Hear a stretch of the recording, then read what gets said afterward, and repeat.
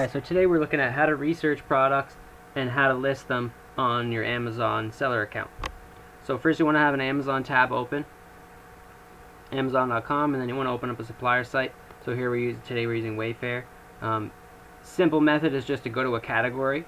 It's really fast, really simple if you just go to a category and then a subcategory. So I'm just going to click kitchen, and then let's just click cookware, bakeware, and cookware sets.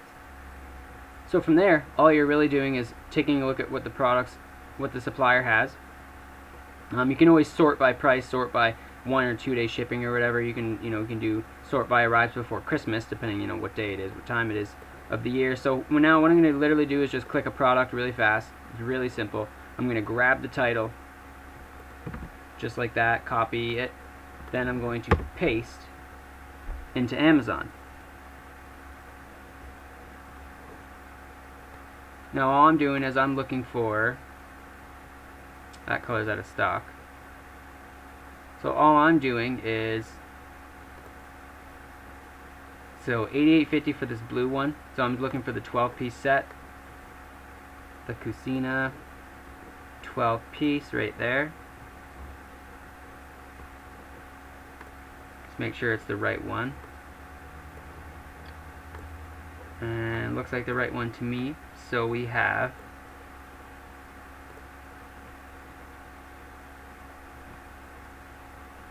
looking for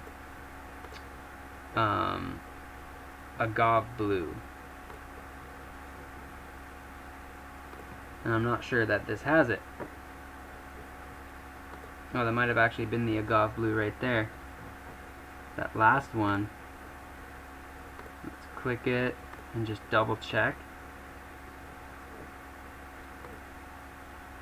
Looks a little different to me, so it's not the actual right colors, so I'm just going to go back.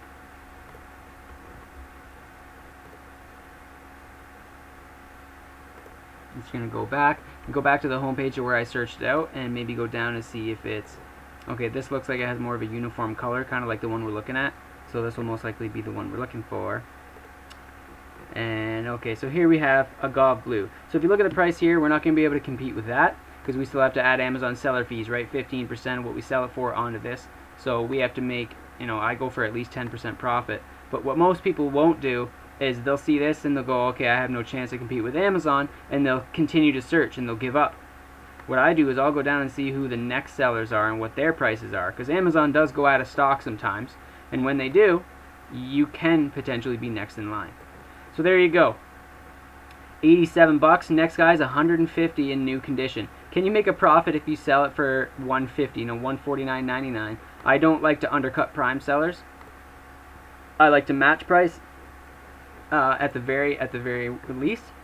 So $88.52 plus 15% of 150. We're looking at adding about $18 or $19 onto this. So let's just say round up, be safe, we add 20. So looking at $108. So can we make a profit at selling for 150? We can actually make a huge profit selling it for 150. And so all I do now is I come over to Amazon. Now I know I can list it for like $149.99. I'm going to come back. I'm going to grab the ASIN from the URL. I'm going to go to my Amazon seller account. I'm going to search, and I'm going to see if I can find this one. And I have to request approval. Now I might be able to apply for this. So if you have a brand new account, you most likely won't be approved. You have to be selling in a category for long enough. So we're approved for this category. So now I'm just going to go back, click search again, click it open, and click sell. So from there, all I'm going to do is scroll down, open up this advanced tab. Normally you'll do the default Amazon template. The rest of the templates I set up myself. But normally you just have this template, which is standard shipping to the United States. So we're going $149.99. From there, always click new. Whatever quantity, if you have a repricing software, whatever quantity you set your repricer to go to, that's the quantity you want to input. And the safest handling time for most suppliers, online suppliers, is 4 days. So from there, you're done the listing, click save and finish, and then you're going to go back and repeat the process. Now what you could do is take a look at some of these other variations, see if you can find some of these other ones. So here we have lavender purple. Lavender purple. See if they have lavender purple here. Here we go. Lavender. It's a #1 bestseller. So this is actually a really good item. And there's tons of them. 121 is going to be the next lowest price. So we're paying about 108 with fees, right? So can we make a profit selling for 121.99, for example, 5 cents more expensive than this guy? I don't like to do undercutting. I like to make sure I'm in that range of the buy box. So as you can see, this guy has his own add to cart button, and he's at 121.95. That means he's in rotation for the buy box. So when Amazon goes out of stock, or if Amazon decides to rotate their third-party sellers through the buy box, which they do, you will be one of these, the only other seller other than this guy, really, to have the buy box capability if you go 121.99. So can we do that and make a profit? Yeah, we sell, our price is going to be about 108, maybe 107, since we're selling it a little cheaper than the last listing. 107, so 107 to 121.99 is about 12% profit. That's pretty good. I mean, my minimum's 10%. That's what I suggest you do, because it's so much easier to calculate your profits when you're making, at least 10%. So every time you do a certain amount of sales volume, you can go, well, I know I made at least 10% because I don't list anything less than 10%, right? Makes it really easy. Another thing is if you go below 10%, for one, obviously a little more harder to calculate just off a glance, which I like to do things really quick and be efficient. But secondly is, once you scale your business up and you need to pay for more software, you need to pay for help with placing orders, you need to hire a virtual assistant to do things for you or use more software programs. Getting below 10%, you're really cutting your margins down, because the expenses increase. The bigger your business gets, the little bit more money you're going to have to spend to maintain and continue growing your business. So I don't like to go below 10% for those reasons as well. So right there, we could go ahead and list that color also, seeing as we could be the second lowest price or the third lowest price. And that's basically the research process and how to list. Very simple. Now all you really have to do is just continue doing the exact same thing. Just click open a new item, grab the title. So this one's a Farberware 17 piece. So I'm just going to go back to Amazon. Always go to the home page so you get off this category thingy here, because sometimes it might not pop up. I like it to say all, so I see all results for it. And I'll search the 17 piece Farberware and scroll on down, looking for that 17 piece Farberware set. This looks like it might be it. Pan, 4 pots, a big square pan, and some utensils. Looks like it right there. Now I'm looking at a glance. I'm not looking like you're not going to be able to make profit, but that's most likely Amazon's price, which it is. And I'm going to scroll down.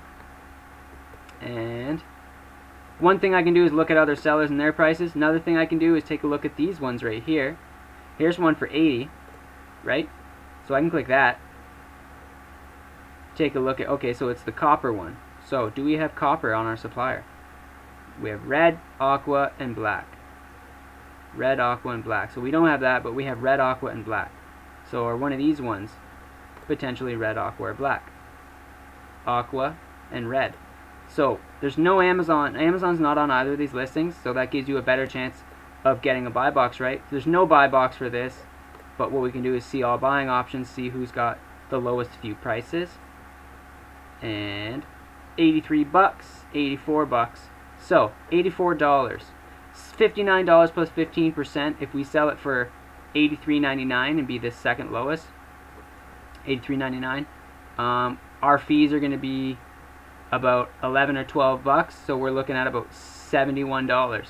If we sell it for $83 or $84, that's like a 15% markup. So it's nice and above our 10% minimum. And it's a really good product. So next thing I like to do is I'll go look at the sales rank. So that's a yes on this product, and I never undercut these low guys. I will go match them or go a tiny bit above. So I'd probably go $83.99 and be rated around there with these guys. And I'll go back. I'll go back. And what I want to now see is the sales rank.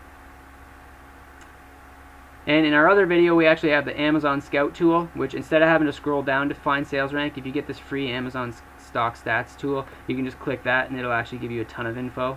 2,000 in kitchen and dining. This is a crazy good product. Crazy good product. Now, this is the only thing that's never completely accurate. So we just found prices for $84, right? So clearly this guy isn't the lowest price. So you can't go off that. If you were to list this at $99.99 without looking at the actual sellers, you won't make a sale because there's guys $15 cheaper than you, right? So you have to go take a look at who's actually there. But this just gives you a quick sales rank at a glance, so if it's worth listing, you found your profit, and even has the ASIN there for you. So then you just grab the ASIN, go to your Amazon, search it, add, and then add the listing to your inventory, and that's it. And you're just going to continue to repeat the process. So we have red as well, and I did see red here. We're looking at red. We also have aqua. So let's see. Okay, you can see right here $83.98. So another one you could probably just do $83.99 and list this one as well. Let's take a look at the sales rank, see if it's worth listing. Same thing, 2000. So definitely a really, really great product. I would go ahead and list that as well.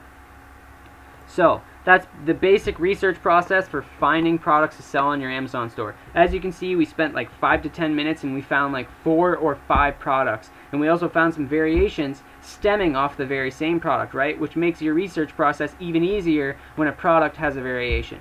Now, this will help you a lot as well, as we just looked at the home and kitchen and we only looked at cookware, but you can come back to your supplier and you could just do literally the exact same process in any of the categories that you actually sell products in. So if you sell stuff in baby and kids, let's say you go there. So then we could just fly over to babies and kids really quick, click a category, click a subcategory, grab an item, grab the title, go over to Amazon and search it. See if we can find a profit, right? Oh, I should have gone back to all homepage. It'll most likely still come up. But what I want to do is actually I want to go back to home, get that all, search. And our price is $100. We have white and chocolate. So you can just do this for literally every single category, but I don't suggest listing in every single category. For one, if you have a newer account, you're only going to be approved to sell in a few categories. For two, you're not going to be approved to sell every product or every brand name.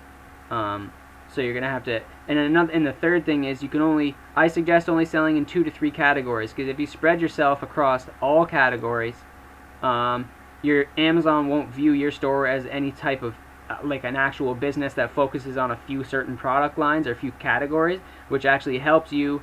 It helps your overall account. You get a better boost in ranking when you do start making sales if you are new. It's just a lot better to sell in fewer categories than it is to sell in every single category, right? If you only sell in a couple categories, it leaves you the ability to open up another Amazon account in the future. Let's say you have your own branded products and you're selling only in health and beauty, but you sell in home and kitchen and toys and like furniture on your other Amazon account, and you don't want to start another 4th category on that same account. Then you can call Amazon and say, we'd like to open a new account, right? You can't just do it without contacting them, because technically you're not supposed to have multiple accounts. But if you contact them and say, I would like to open another account specifically for our health product line or our beauty products or our kids toys, then you would most likely have no problem. You just have to make sure you do that, right? So here's the Bentley changing table right there. It's currently Amazon's choice, so it's obviously definitely doing pretty good right now. We're just going to look at the sales rank, see exactly how good it's doing. Sales rank, 41,000 in baby. Okay, not bad. Probably sells at least every day or every other day. And the next lowest price, 116. That's basically break even, right? So you're going to make a couple % profit. I wouldn't do it. But that's the exact process. So you're not always going to find a winner. So all you do there is exit that out, click the next one, search that. Repeat the process. Search this entire page, right? You get to the bottom of the page, click next. Do that entire other page. Then when you want to do some other categories, go back to, cookware, go to any other subcategory, just continue searching and go to your Amazon seller account. Add the item, search it, add it to your store at the price you want to sell it for after factoring in profits and where you're going to fit in competition-wise, right? You don't want to compete. You can't compete with Amazon 99% of the time unless you have your own branded products and you're sourcing them at manufacturer cost. In our program, we show you how to get wholesale suppliers so you'll be able to crush the competition, and also helps you legitimize your business. But beyond that, you want to make sure you can fit in a good profit range. You want to make sure you're getting at least 10% profit. That's what I suggest anyways. And once you have those things checked off, then all you do is add it to your store and continue to repeat the process. So that's it for this video. Don't forget to like this video, subscribe, and hit the link in the description to learn more. Catch you next week.